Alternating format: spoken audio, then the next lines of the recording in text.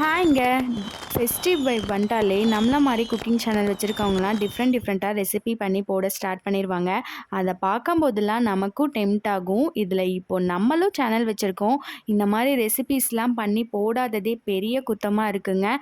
எங்க பார்த்தாலும் social media side போனா ஒரே ஸ்வீட் ரெசிபியா தாங்க இருக்கு. நம்ம ஒரு டிஃப்ரெண்ட்டா காரத்துலேருந்து ஸ்டார்ட் பண்ணுவோன்னு சொல்லி இன்னைக்கு மிக்சர் தாங்க ட்ரை பண்ணேன். எங்கள் அம்மா ஃபெஸ்டிவ் டைம்லாம் இந்த மாதிரி ரெசிபீஸ் பண்ணும்போது கூப்பிடுவாங்க வந்து கற்றுக்கோ அப்படின்னு. அப்போல்லாம் எட்டி கூட பார்த்ததில்லைங்க. ஆனால் இப்போ நம்ம சேனலுக்குன்னு வரும்போது இது எல்லாத்தையும் நான் ட்ரை பண்ணுவேன்னு நினச்சி கூட பார்த்ததில்லைங்க. ஆனால் ட்ரை பண்ணிட்டேன். அவுட்புட்டும் செம கிறிஸ்பியாக வந்துருந்துச்சு.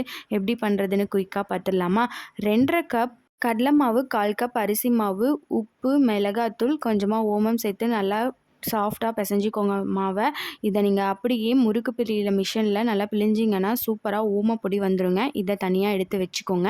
இதுலேயே கொஞ்சமாக தண்ணி ஊற்றி இன்னும் நல்லா சாஃப்டாக கொஞ்சம் கூட கட்டி இல்லாமல் தண்ணி மாதிரி நல்லா கரைச்சி எடுத்துகிட்டு இதை அப்படியே ஒரு ஓட்டை கரண்டியில் வச்சு நல்லா மிக்ஸ் பண்ணிங்கன்னா கீழே சூப்பராக அழகாக விழுங்க.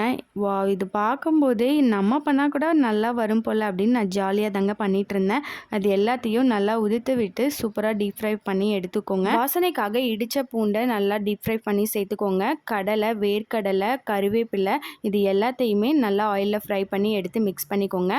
ஓமத்தையும் நல்லா கையிலையே க்ரஷ் பண்ணி விட்டு சேர்த்து மிக்ஸ் பண்ணிக்கிட்டிங்கன்னா அவ்வளோதாங்க. கடைசியாக உப்பு, மிளகாத்தூளும் போட்டு நல்லா மிக்ஸ் பண்ணிவிட்டு ஏர்டைட் கண்டெய்னர் ஜாரில் ஸ்டோர் பண்ணிட்டீங்கன்னா வா, வீட்டிலேயே ஹோம்மேட் மிக்சர் ரெடி. நாளைக்கு இன்னொரு தீபாவளி சீரீஸில் பார்க்கலாம். பாய்.